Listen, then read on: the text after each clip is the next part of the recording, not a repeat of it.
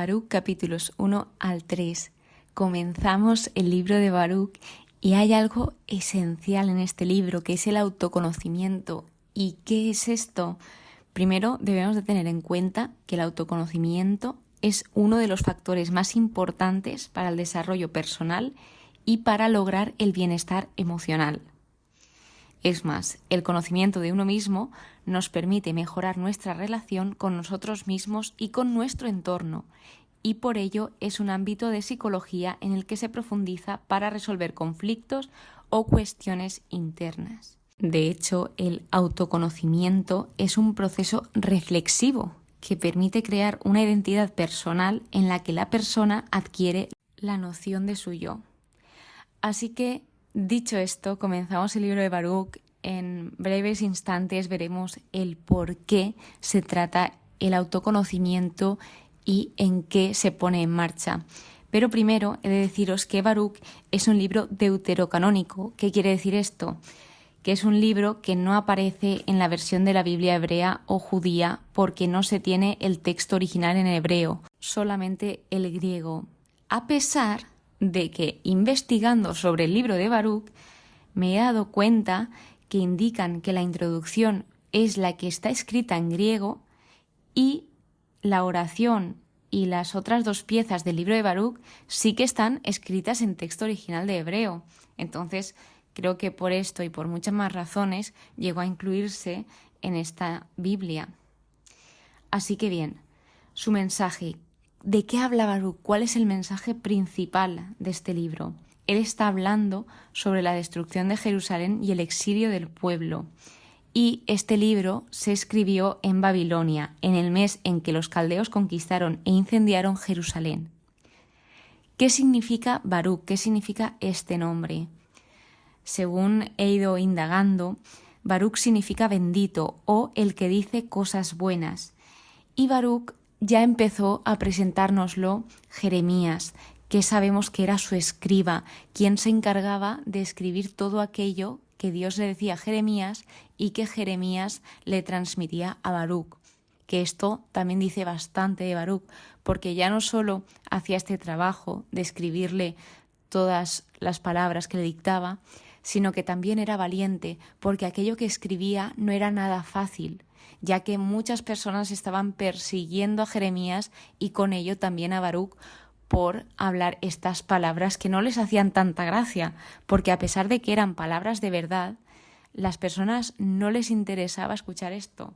Así que fueron muy perseguidos y ellos pasaron momentos muy pero que muy críticos, a pesar de ya el contexto en el que vivían, que ya era fuerte y complicado. Entonces, Baruc fue un hombre de fe y es un testimonio de fe. Él es testimonio de fidelidad, de perseverancia, de disciplina en medio de la tribulación, y además es el confidente de Jeremías. Es un gran ejemplo de fidelidad no solo hacia Dios, sino también hacia el ser humano, de cómo le fue fiel en todo momento a Jeremías. Es su hombre de confianza, fue su secretario, discípulo, escriba, proclamó ciertos oráculos de Jeremías y hay algo que indicaba, y es que Dios permite circunstancias para que confiemos en Él y Él nos sacará de las circunstancias y situaciones confiando siempre en su presencia. Que esto es un poco el mensaje que vienen a transmitirnos tanto Jeremías como Baruc. Luego también vemos cómo este está revelando los principales acontecimientos de los desterrados de Babilonia, después de la toma de Jerusalén por medio de Nabucodonosor, rey de Babilonia. Su vida se desarrolló en medio de crisis políticas y espirituales. Está reflexionando sobre la culpabilidad de Israel y el juicio de Dios. Se dedicó a servir a Dios y a su pueblo. Era un hombre totalmente entregado hacia los demás. Y vemos cómo no necesitamos ser famosos o poderosos para ser usados por Dios. Es también otra de las cosas que nos enseña este libro de Baruc, sino que todos tenemos un papel que desempeñar. Da igual que tengamos un estatus social u otro, somos igual de importantes para Dios que otra persona. Entonces, vemos cómo en este libro de Baruc también se encuentra otro libro que es la carta de Jeremías, que es un capítulo, es el último capítulo de Baruc y lo han incluido aquí, que así a modo anécdota, en diferentes estudios y libros que estudian la Biblia, que me voy viendo para poderos contaros las cosas, indicaba que Jeremías estaba seguido por Baruc y la carta de Jeremías. Y yo digo, esto se lo han inventado, esto aquí no está. Claro, y es que la carta de Jeremías está dentro de Baruc, entonces sí que está. Además de que indicaba que también después le seguía Lamentaciones, pero Lamentaciones nosotros en esta Biblia de Jerusalén está en los libros poéticos y sapienciales que ya lo hemos estudiado. Así que si queréis verlo, podéis buscarlo en el podcast. Baruc se escribió aproximadamente a mediados del siglo I a.C. y la carta de Jeremías se escribió sobre el siglo II. Y leyendo este libro de Baruc, que es muy pero que muy cortito, me di cuenta de que parece ser, y tiene toda la pinta, de que es la continuación del capítulo 36 de Jeremías. No la continuación, sino que es aquello a lo que se está refiriendo de esas palabras que leyó Baruc delante del pueblo y que se proclamó ese ayuno general, que es lo que también nos empieza diciendo el libro de Baruc. Y en esto entramos en el capítulo 1, donde Baruc se encuentra con la asamblea de los judíos en Babilonia. Él está leyendo este libro delante del rey de Judá, ante todo el pueblo, ante los dignatarios, los hijos del rey, ancianos. Estaba leyéndolo delante de todos los que vivían en Babilonia. En cuanto escucharon estas palabras, todos lloraron, ayunaron y suplicaron al Señor. Y después de esto hicieron una colecta para enviarlo a Jerusalén, al sacerdote Joaquín, una colecta en la medida de sus posibilidades de cada uno. Entonces, lo que hizo Baruc fue recuperar esos utensilios que fueron robados del templo con el fin de restituirlos. Al enviar toda la colecta a Jerusalén, se les indicaba que por favor rezasen por la vida de Nabucodonosor y por la de su hijo Baltasar, además de que también rezaran por ellos, por todos los que estaban en Babilonia, y que leyesen este libro que se les daba en los días especificados. Esto era la introducción. Ahora entra en la oración de los desterrados, en la confesión de los pecados. Y aquí lo primero que hace es reconocer que Dios es justo. Y esto lo repite de nuevo otra vez más tarde.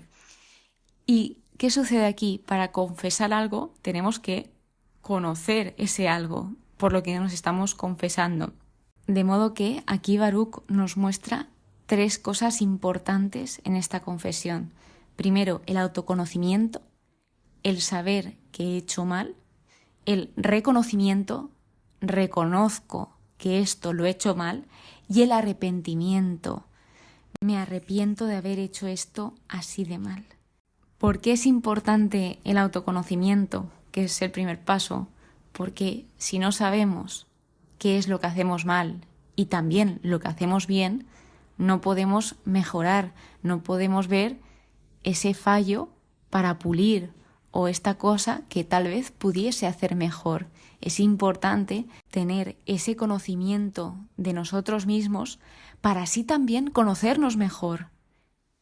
Y una de las mejores cosas o que más me ayudan a este autoconocimiento son los exámenes de conciencia. Al final del día pensar qué es lo que he hecho, qué es aquello en lo que me he equivocado, qué es aquello en lo que podría mejorar, qué es aquello que sí que he hecho bien. Y como estas, muchas más preguntas que si necesitáis buscar más, os aseguro que en Internet y en otras fuentes las encontraréis. Por lo que, ¿qué es aquello que el pueblo llegó a reconocer y aquello de lo que se arrepentía y estaba exponiendo ante Dios?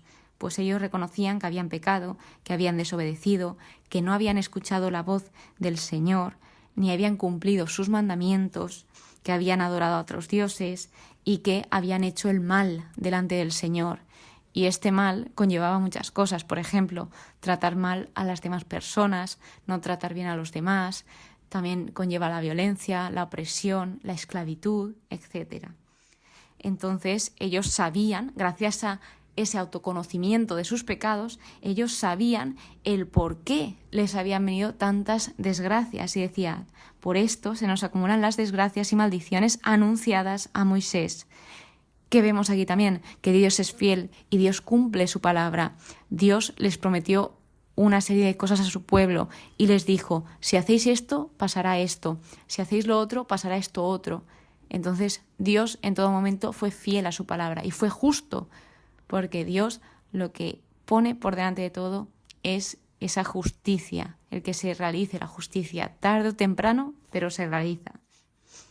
Y ellos admiten que el Señor tenía razón en todo lo que les ordenó, pero ellos no habían escuchado, se repiten ahí, ni habían cumplido esos mandamientos que Él les dio. Por lo que luego viene una súplica donde reconocen la grandeza y las obras que ha hecho Dios con su pueblo. Están reconociendo sus fallos también después de reconocer esa grandeza y generalmente cuando empiezan a reconocer esas grandes obras que Dios ha hecho en ellos, siempre ponen como principal cuando les sacaron de Egipto, de esa esclavitud, cuando Moisés sacó al pueblo de Egipto. Luego le suplican, entran en oración y le piden que escuche, que lo que ellos quieren es que todo el mundo conozca que tú eres el Señor nuestro Dios, entre otras cosas, pero tenían ese propósito, ese para qué.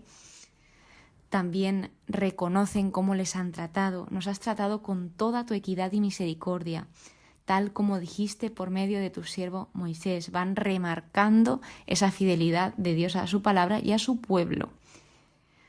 Y llega un momento en que habla el Señor y él reconocía, sé que no me escucharán porque son un pueblo testarudo. Es que Dios nos conoce y conoce cómo somos, nos conoce por dentro y sabe que si somos cabezotas o si somos testarudos, Él sabe lo que vamos a hacer, pero siempre confía en nosotros. Pues a pesar de que Él sabía todo esto, dice, pero en su destierro se convertirán de corazón y reconocerán que yo soy el Señor, su Dios. Además de que indica cosas que les iba a dar, también que el pueblo le alabará, etc. Además, indica que un día regresarían a esa tierra que juró a sus antepasados, a Abraham, a Isaac y a Jacob, que los multiplicaría y que sellaría con ellos. No Dios solo sellaría un pacto con él mismo, sino que Dios iba a sellar un pacto con su pueblo, una alianza eterna, y está esa frase que él dice, yo seré su Dios y ellos serán mi pueblo.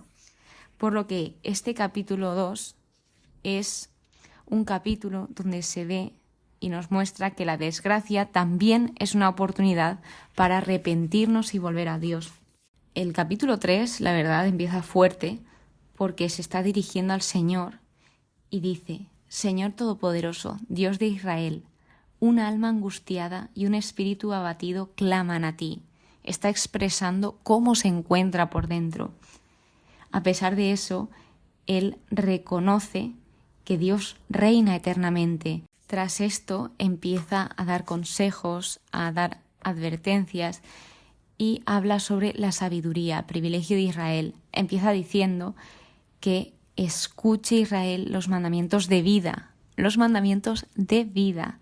Presta atención para aprender sensatez. Y muestra esas preguntas típicas que nos solemos plantear, donde Dios la contesta. ¿Por qué Israel vives en un país enemigo? ¿Has envejecido en un país extraño? ¿Te has contaminado con los muertos y te cuentan entre los habitantes del abismo? Porque abandonaste la fuente de la sabiduría. Si hubieras seguido por el camino de Dios, vivirías en paz para siempre.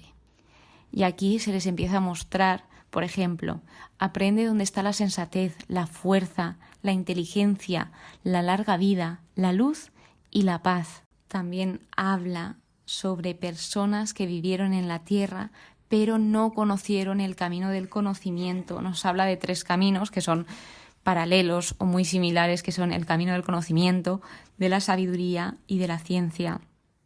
Dice, Dios lo descubrió y lo enseñó, este camino del conocimiento.